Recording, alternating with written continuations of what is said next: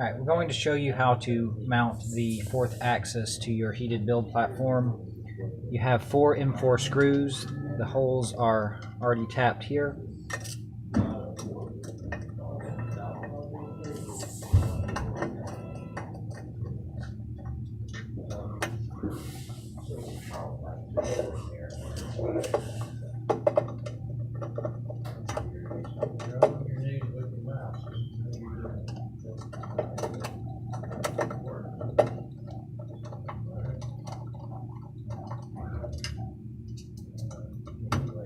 I'm not tightening it down completely just yet.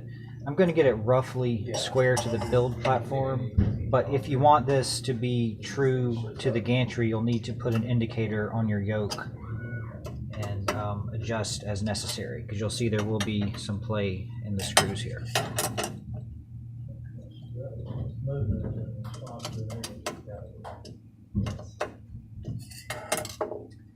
The motor cable is going to run through this cable clip mounted to your frame. Alright, we are at 112, so go for it. Yeah, that's cool.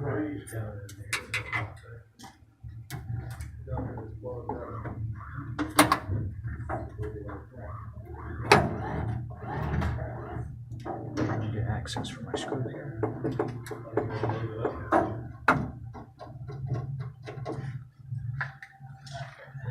The motor cable will plug into the DIN connector just right below your Z limit sensor.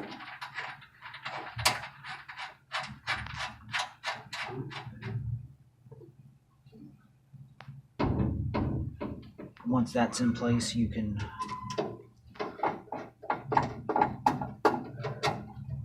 tighten the cable clip just as long as you have enough loose cable for your complete travel.